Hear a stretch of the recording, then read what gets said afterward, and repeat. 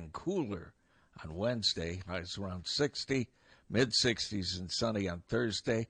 Thursday night, Friday night, Saturday, Sunday, showers and thunderstorms in the forecast.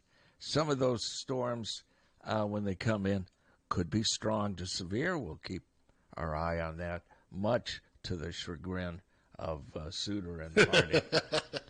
I know, but they love giving you a hard time about it, so that actually is a good thing, right?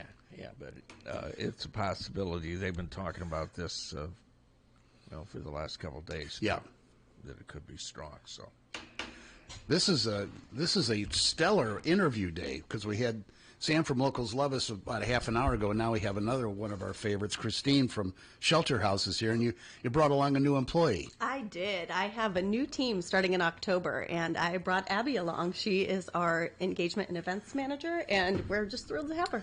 Where'd you come from? So I recently graduated from the University of Iowa. Oh, okay. I got my degree in You political science. You pull that mic down a little bit there. There you go. Yeah, I got my degree in political science, and just kind of always wanted to work in nonprofits. So I was really excited when I saw Shelter House's position open up. You're in a nonprofit right now. That's not intentional though. we haven't filed as such. But you got a really cool event going on this week. Yeah, we do. We have a group of wrestlers who have volunteered their time for an auction. It's called Take Down Homelessness because I was in charge of naming it and I couldn't help myself. We've got 18 Hawkeye wrestlers and Coach Brands, all of whom are donating a dinner auction with all proceeds to support Shelter House. Can you imagine winning a dinner with Coach Brands? You could just say, "Hey, Tom, how you doing?" And that would be the end of your part of the conversation. Exactly. Unless he was eating. It's story hour. It'll certainly be story hour. So yeah, and I'm sure the other wrestlers have a lot to talk about too. Absolutely. We have it broken down into 8 separate auctions, so we don't have 19 separate things to be bidding on. That's probably a good idea. Yeah, grouped them together in groups that I thought would be. I got a little input from a wrestler we have on a former wrestler who we have on staff, kind of pull together some groups that seemed like they would be good conversationalists together. Oh, cool. Transfers together. Yeah, it should be great. So if you bid on this, is it you and a guest with the wrestlers, or you and like 3 other people, or how does it work? Up to 6 people is how Oh, we wow, have it. nice. Yeah.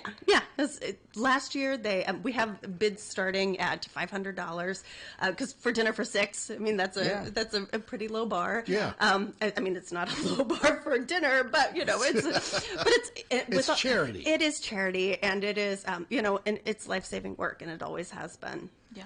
The stuff that you guys do is just amazing. I mean, I go by there, and I always think, if there's something that is sitting in my house that I haven't used in about a year, I think Shelter House could use that. And, whether it's clothing or pots and pans or, and then you're at the store and you're like, they've got sale on toiletries or something like that. Buy one, get one free. I'm like, I give this one to Shelter House, Because, I mean, people think about clothing and all the other stuff, but you guys always need, hygiene products. Let's just put it that way. Yeah, we do. And actually right now, one of the things that we are shortest on is razors. So we need shampoo, we need deodorant, we need razors. I'm sure on razors too, as you can see. They're things that we go through pretty rapidly because everyone who comes in needs one. And sure. Obviously, we're talking about single-use items. So we're always keeping that list updated of things that we need. This may be the last day of the winter beard. I may be cutting it down for spring tonight. Do you trim it super short? Yeah, I do. I get it down to spring weight. Yeah. But and you've got the other location adjacent to Shelter House now that has become a really great success. And I know that people sometimes question the reasoning for stuff like that, but law enforcement will tell you, and city officials will tell you that those kind of things actually save the city's money. Quite a lot, honestly. I mean, it appeals to heart and head to do something like permanent supportive housing. So right. It is that 501 Southgate building that you're talking about brought in. We have 36 people in that building who before last year were living outside, and Right. now they have a place to call home. They're not spending nights in jail. It's not the emergency department, you know. Right, especially on the cold nights. They would, before the wet shelter opened, the city was having a real problem with people breaking into buildings just to get warm and get arrested so they could get a place to sleep that was warm. And our goal is to not put anyone in a situation where they have to choose law enforcement Exactly. involvement over their personal safety. Well, Yeah. and, today the Supreme Court is addressing homelessness and whether they can be ticketed. Right, for being outside. Which is, homeless. the criminalization of homelessness is a long-standing issue that we're always fighting against in different, in different municipalities across the country. Again, it's counterproductive. If you suddenly have an arrest record, then you're certainly not going to be able to find housing. It just compounds. There's a lot of communities that don't have a shelter house and don't have a wet shelter. Or a shelter like ours, because Yeah. even our regular emergency shelter, we used that term wet shelter back when our emergency shelter was higher barrier. But you can be intoxicated at any of our facilities. You can't be violent or Obnoxiously. disruptive, Yes. but you can't be that when you're sober either, right? So we're not in the fair business, enough. we're not the moral police. We're not in the business of regulating people's choices. It's behaviors that we're concerned about. So yeah, our goal is to bring folks inside. I'm not going to tell you if you behave, we'll protect your life. That's really not the way we work. We believe that people have a right to be indoors, to be safe, to have access to getting their basic needs met regardless. I must have subconsciously knew you were coming because I read an article over the weekend about the Supreme Court and a politician just giving this blanket statement that, well, the majority of the people that are out on the streets are either mentally ill or drug addicts. And that definitely is not the case. I mean, to just just to throw everybody in the same bucket, there are people homeless for many, many different reasons. And sometimes the drug addiction and the mental illness come from being out on the streets for a long period of time, but they don't end up on the streets because they're drug addicted or mentally ill. Certainly. I mean, homelessness is ultimately a housing problem. If you don't have housing that you can afford, you will experience homelessness, full stop. If you can't find someone to rent to you, you will experience homelessness, full stop. Yeah. Sometimes substance use is part of that. Sometimes mental illness is part of that. But for every single human being who walks through our doors, there's a different reason that they're experiencing homelessness. Yeah, and majority of people are just a couple of paychecks from that if something devastating happens financially to them. Absolutely. I mean, the size of the not nest egg, that implies Yes. retirement, but the size of that buffer that says, this is what I can reach into and take in case of a crisis. It's shrinking and shrinking, and so few people have a real backup plan if they lose employment. Well, I remember growing up, they'd say you should have at least 6 months income in your savings accounts. Yeah. and it's almost laughable now. It certainly is. And people say 3 and it's still now, Yeah. and it's still laughable. Yeah. You can only do so much. And you just recently out of school, you probably are really familiar with these studies and statistics and stuff.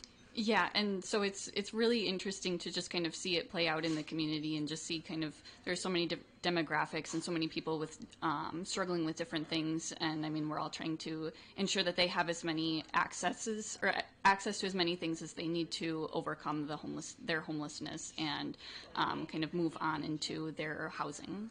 Yeah, and I've noticed just personally over the last 10, 15 years or 10 years that I've been here that the problem is getting solved slowly but surely.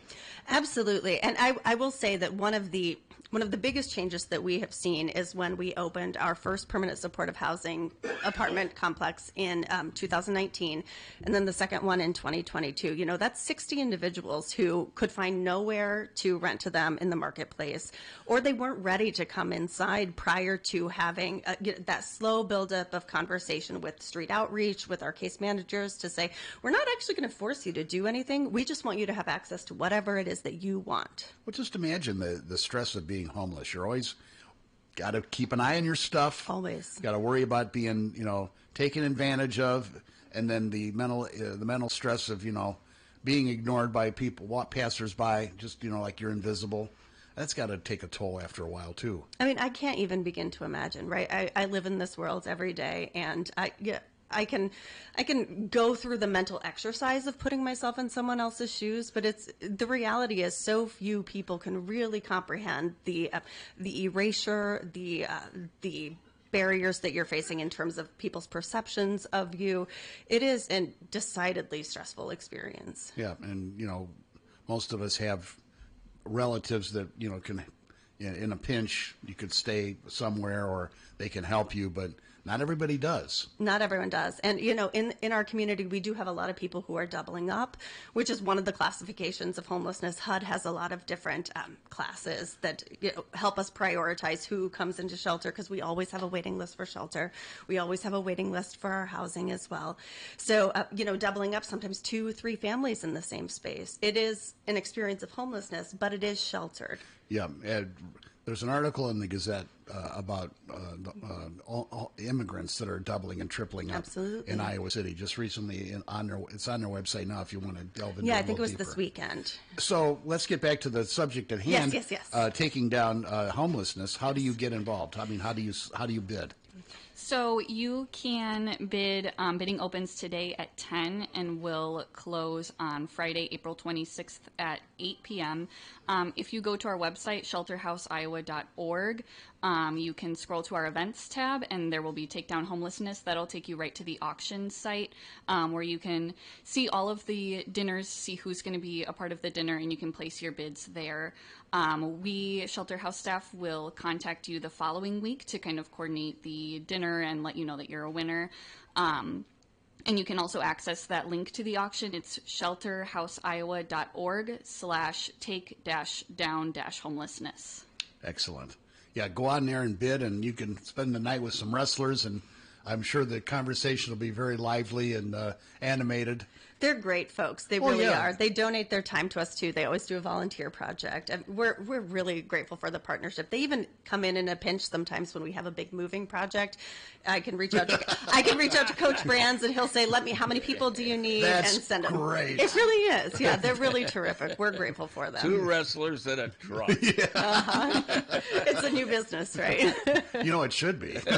Yeah.